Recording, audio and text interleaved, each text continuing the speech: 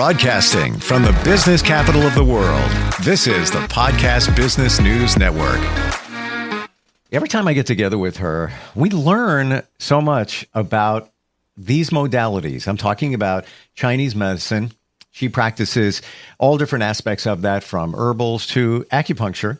And today we're going to talk about acupuncture and some of the things it supports. Now, we've talked about a number of things that it can help you out with. Today, cramps. They come up time to time. They could be leg, arm, stomach, etc.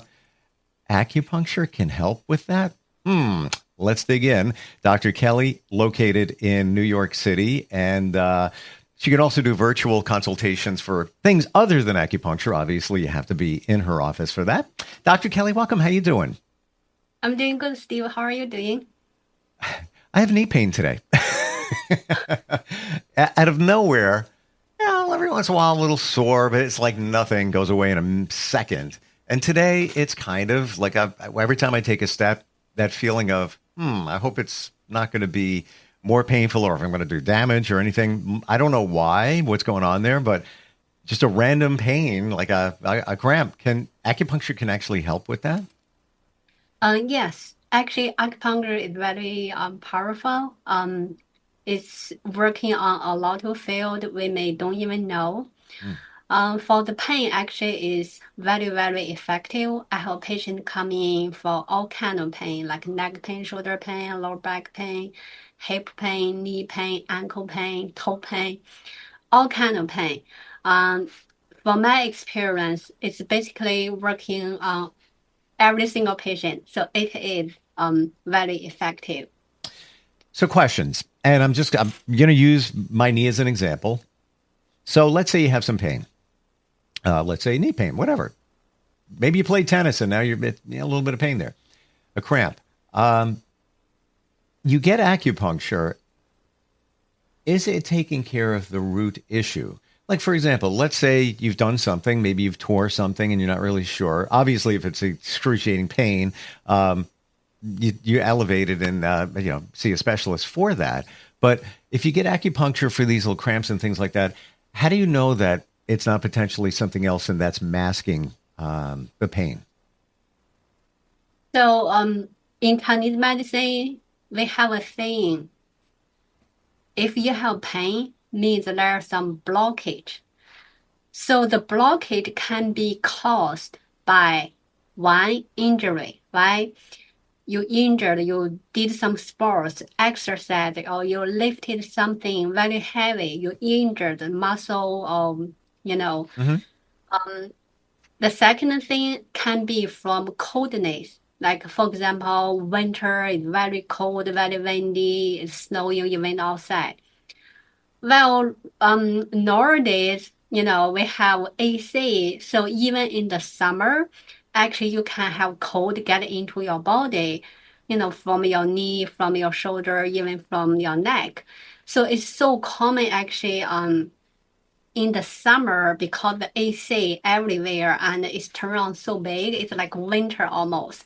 If you go to somewhere, you feel you have to have a jacket on, even have a sweater on because it's so cold. So one of the thing is from injury, one thing can be from the coldness. So that can cause blockage, even in somewhere in your body, can be deep, can be like not too deep, can like form the scar tissue. Your fascia and the muscle is stuck together. So that scar tissue make the blood very hard to go through. That's why you have pain. I treated so many patients. Actually, yesterday, there's a lady, she has this pain on her hip, on her leg for so long.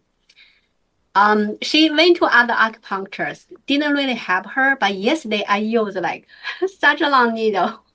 It's so long, but it really get into the point where the scar tissue is.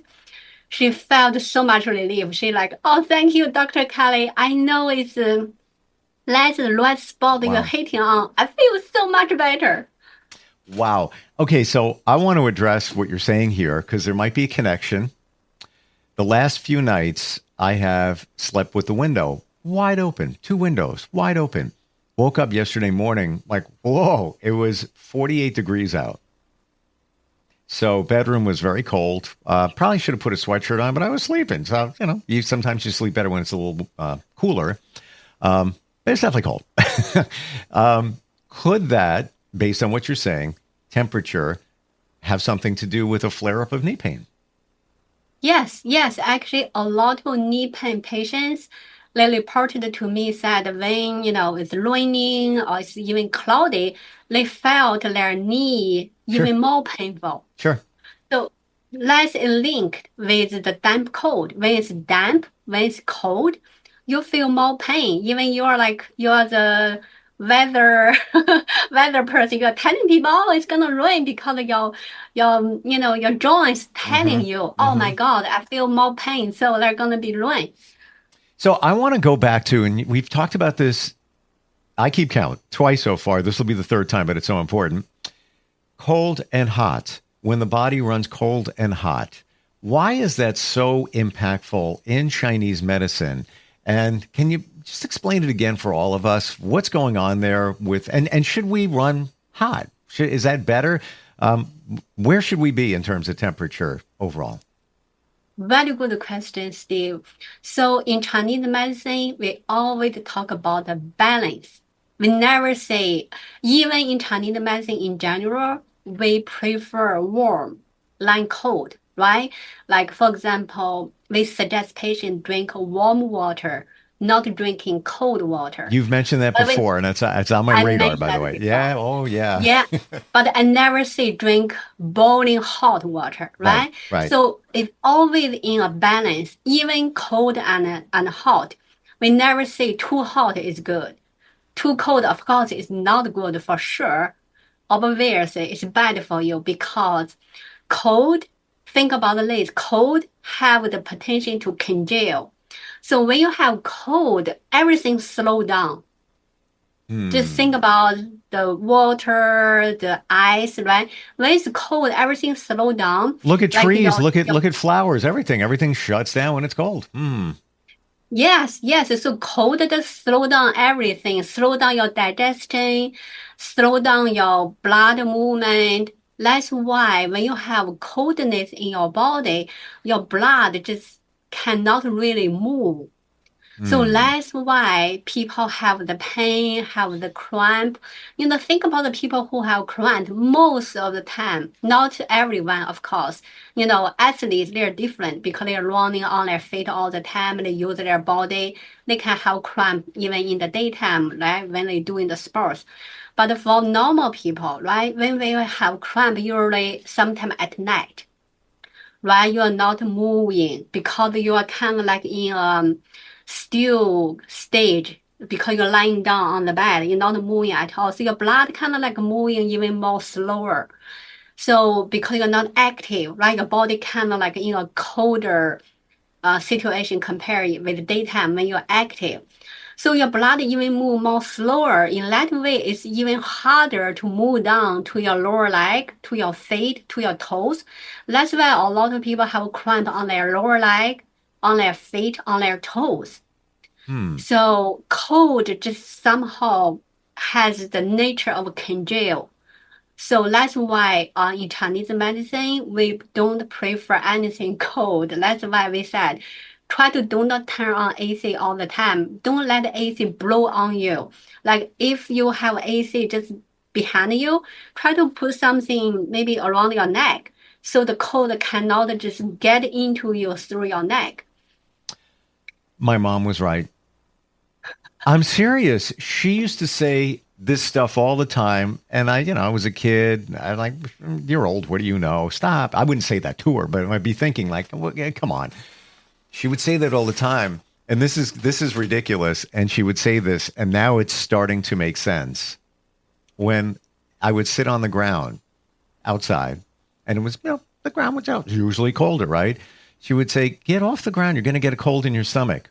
Now, maybe that's not true, but based on what you're saying, your body is good. You sit on the ground, you're sitting on cold. Maybe that's impacting in some in some ways. I guess she was right.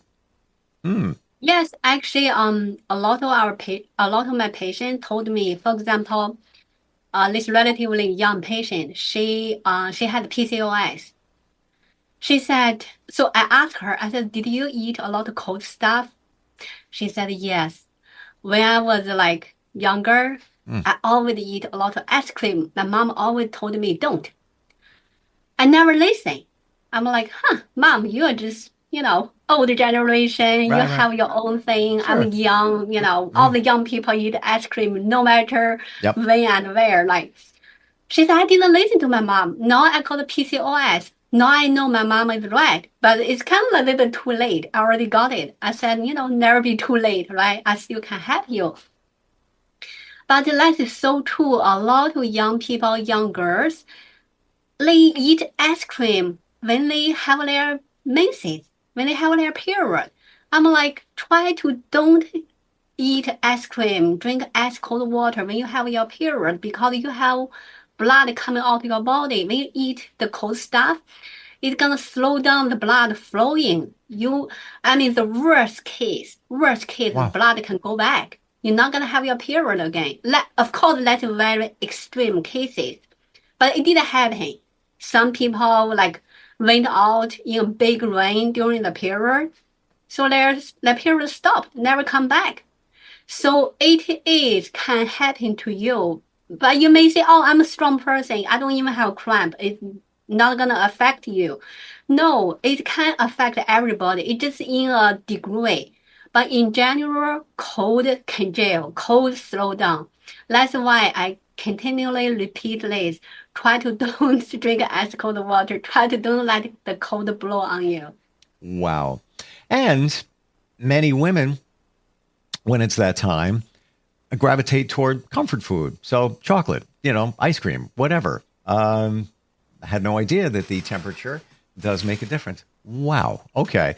Can we go back to what you said before regarding pain or cramping in it could be a knee, could be an elbow, whatever, connected to fascia? You mentioned that before. How is that? And I know the fascia is this tissue within your entire body that kind of holds everything together in some regards. And for anybody doesn't know, when you make chicken and you cut the chicken and you see this white, like filmy kind of stuff in it, that's fascia.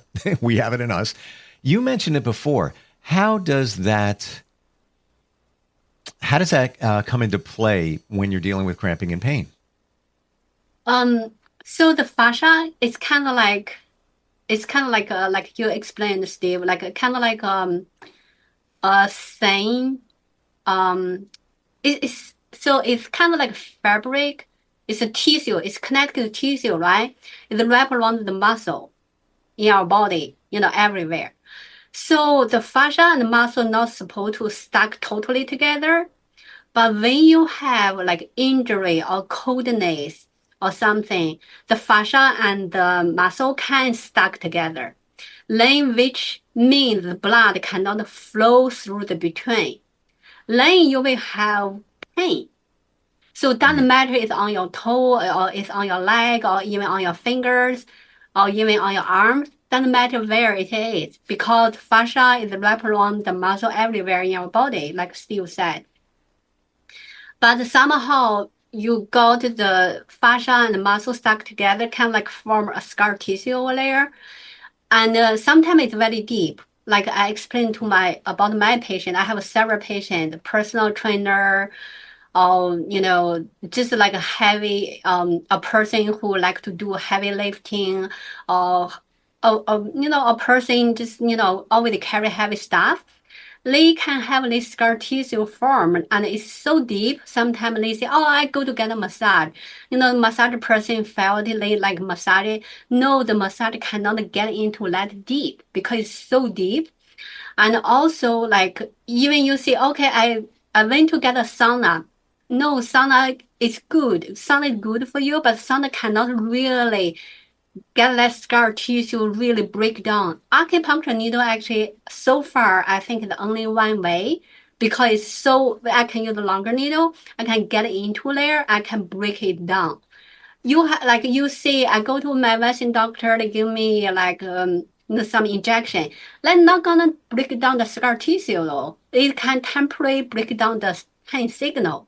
You may like don't feel so much painful.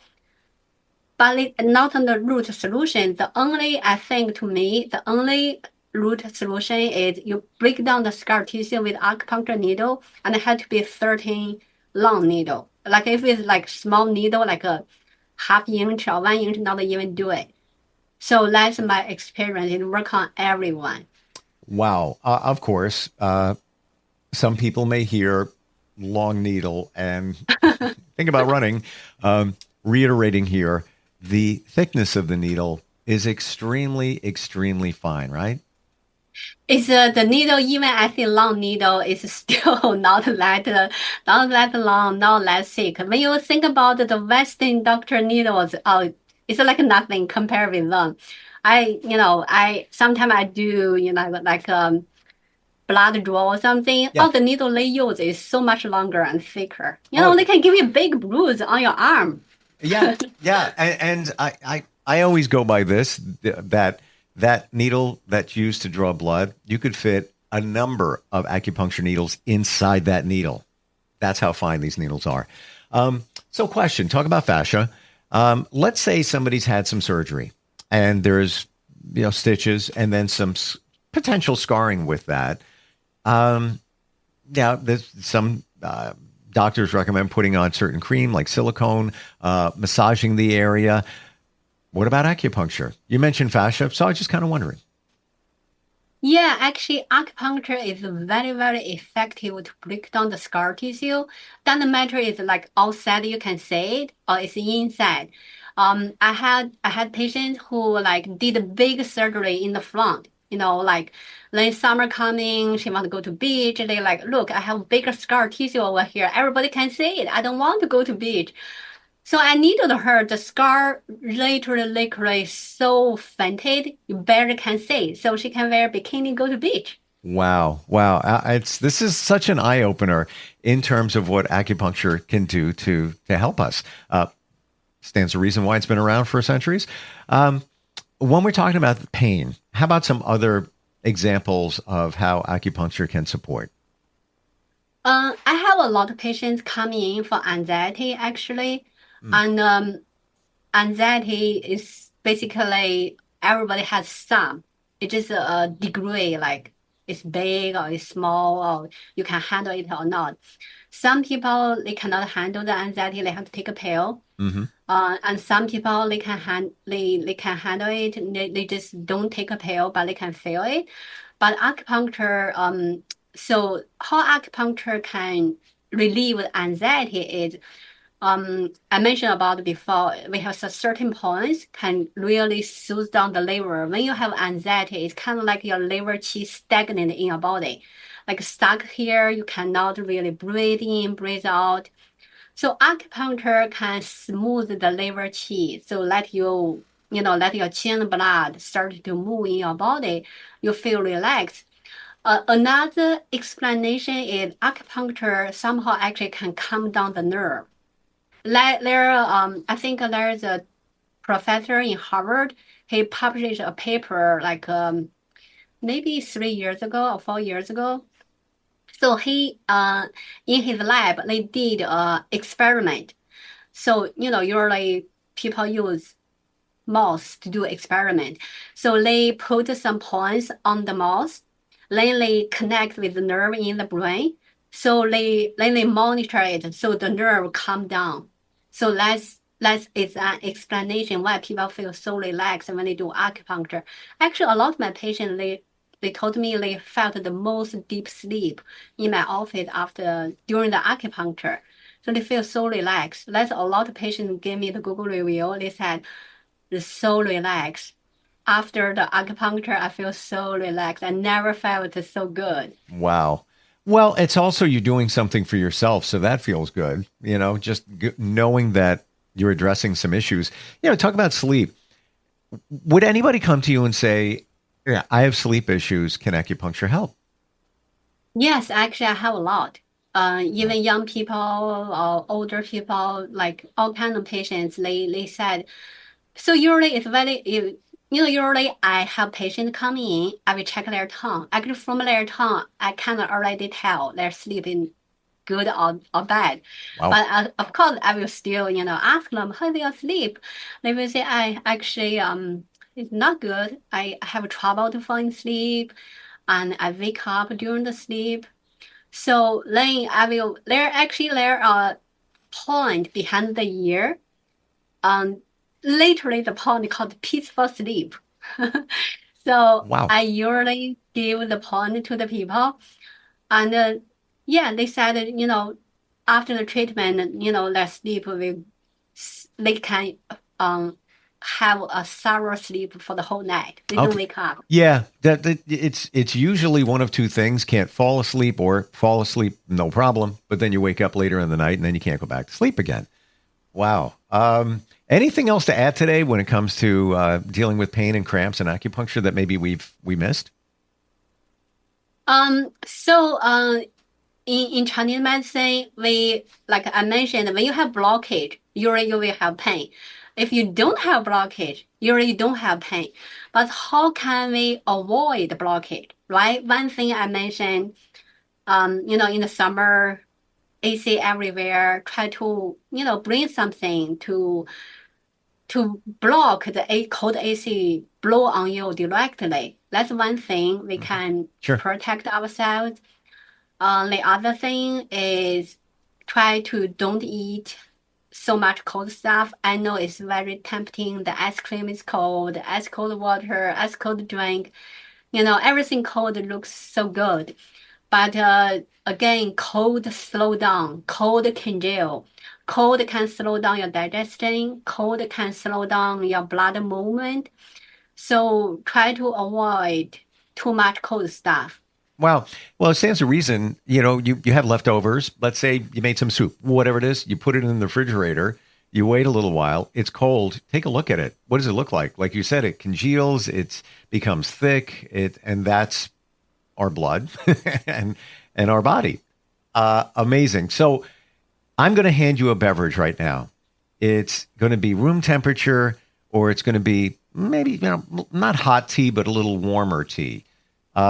Which would you pick out of the two? I will pick warmer tea because actually after you start to drink warmer stuff, you will feel so nice. Your stomach feel nice. And your whole body feel nice because when you have cold stuff, again, your body has to heat it up to let your body use it. So you are like using your own energy to take the energy in. Why? It's negative. It's like you want to get $100, but you have to pay $20 first to use the $100. Why won't you just use the $100, right? Wow. That makes perfect sense. Our bodies run, close to 100 degrees, if you will, normal temperature, 98, right?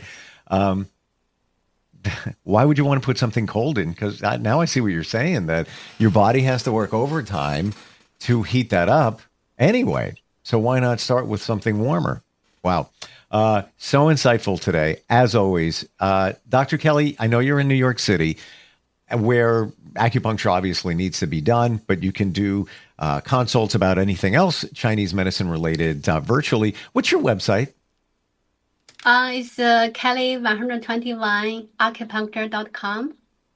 Thank you so much for being here today. Really appreciate all the insight. I'm gonna drink some coffee, and guess what? It's a little warm. Nice, Steve. Thank you. We'll talk soon, okay? Thank you, Steve. Thank you.